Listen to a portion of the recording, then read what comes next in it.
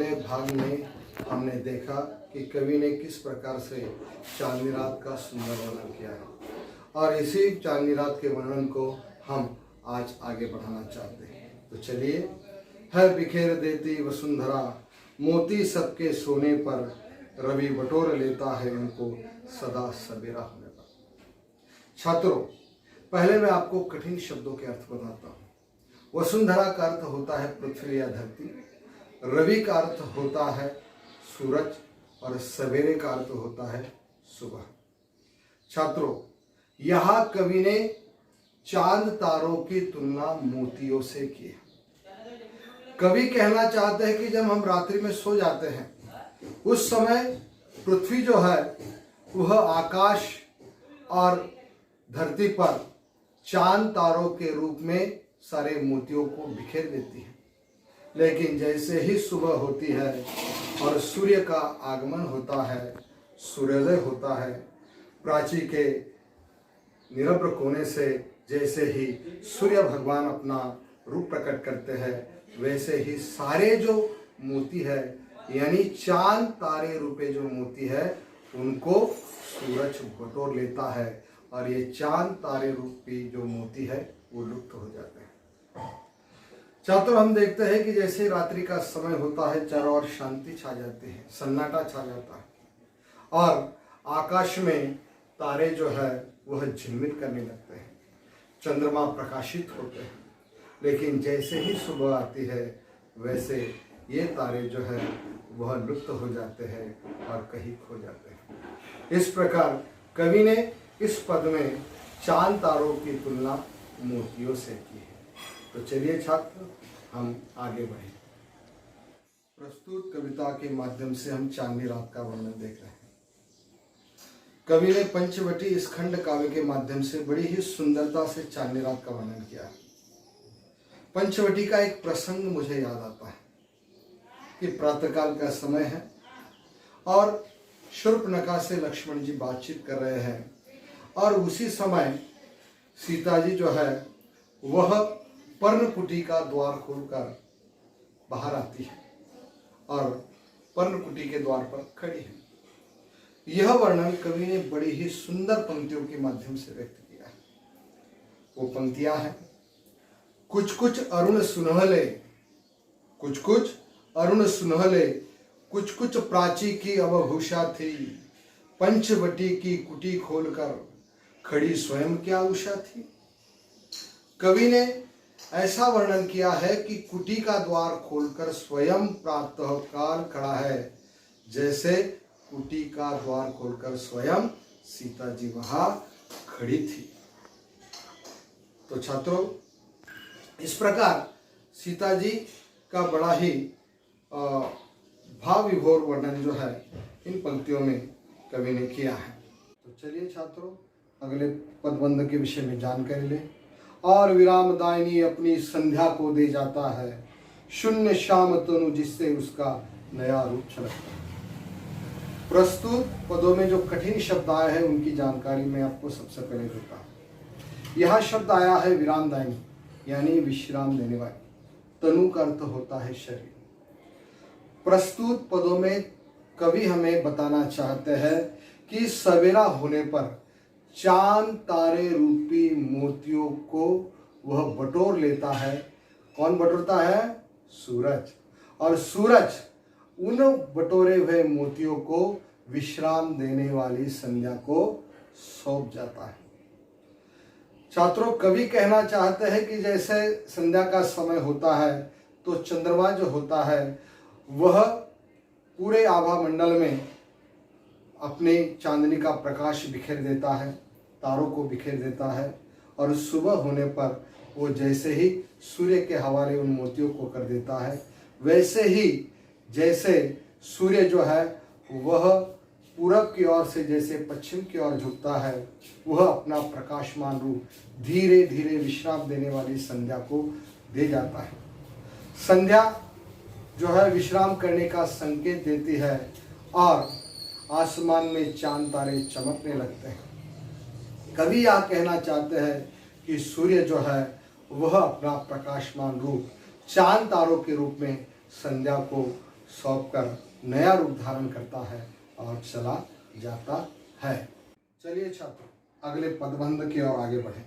पंचवटी की छाया में है सुंदर पर्ण कुटीर बना, उसके सन्मुख स्वच्छ शिला पर धीर वीर निर्भीक बना।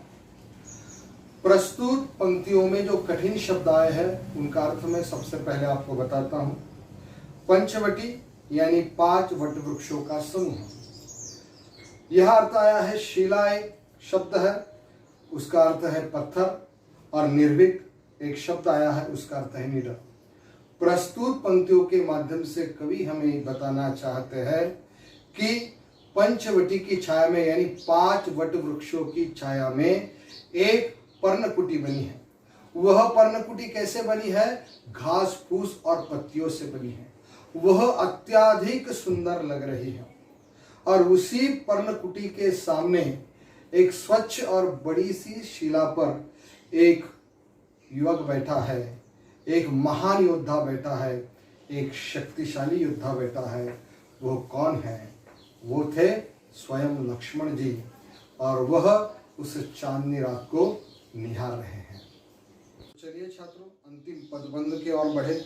जाग रहा है कौन धनुर्धर, जबकि भुवन भर सोता है, भोगी कुसुमायुध योगी सा बना दृष्टिगत होता है। अंतिम पदबंध का अर्थ बताने से पूर्व उसमें आए कठिन शब्दों का परिचय मैं आपको बताता हूँ। इसमें एक शब्द आया है धनुर्धर, का अर्थ होता है तीरंदाज, तीर चलाने वाला, अर्थात जो धनुर्विद्या का ज्ञान जानता है। उसी प्रकार भुवन करता है संसार यानी जग या दुनिया जिसे हम कहते हैं। कुसुमायुध का अर्थ होता है कामदेव।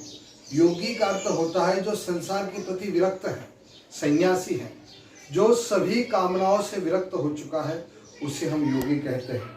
और दृष्टिगत का अर्थ होता है जो हमें दिखाई दे पड़े।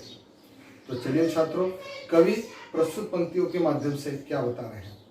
जाग रहा है कौन धनुर्धर, सारा भुवन सोता है।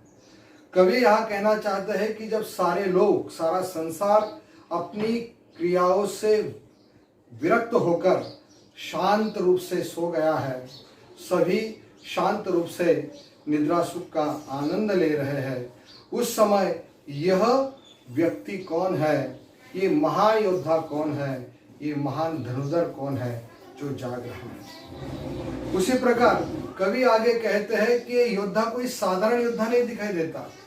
ये देखने में तो अगर देखा जाए तो सांसारिक पुरुष है, यह किसी भोगी कुसुमायुष सा व्यक्ति हमें दिखाई देता है, किंतु यह कोई साधारण व्यक्ति नहीं है। ये भले ही किसी भोगी कुसुमायुष सा यानी गृहस्थ व्यक्ति हो, लेकिन ये किसी योगी सा जान पड़ रहा है, ये कोई साधारण व्यक्ति नहीं। दोस्तों, हमें ऐसी कई प्रकार की किंवदंतियां सुनने को मिलती है कि लक्ष्मण जी जो है वह अपने वनवास के समय हमेशा रात्रि के समय में एक प्रहरी की भांति वह भगवान राम और माता सीता जी की रक्षा करते थे, क्योंकि वह दंडकारण्य का वन था। वहाँ काफ़ी हिंसक जो पशु है उनका विचरण होता था। उसी प्रकार वहाँ हमेशा निशाचर वहाँ घूमते रहते थे। इसका जिक्र भी हम रामायण में हमेशा सुनते हैं, पढ़ते हैं। तो कवि यहाँ कह रहे हैं कि यह कोई साधारण व्यक्ति नहीं है, ये भले ही किसी गृहस्थ या भोगी कुसुमायुष सा दिखाई दे रहा है, लेकिन ये साधारण व्यक्ति नहीं, ये कोई योगी है। कुसुमायुध कामदेव को कहते हैं, और ये भोगी कुसुमायुष सा दिखाई देने वाला व्यक्ति कौन है? ये भले ही वो कौन है? लक्ष्मण है। लेकिन भले ही वह कुसुमायुष जैसा दिखाई दे, किंतु वह किसी योगी सा प्रतीत होता है। योगी सा वह प्रतीत होता है जिसने अपनी समस्त जीवन की कामनाओं पर विजय प्राप्त की है, जिसने अपने समस्त प्रकार के सुखों को त्याग दिया है, उसे हम योगी कहते हैं।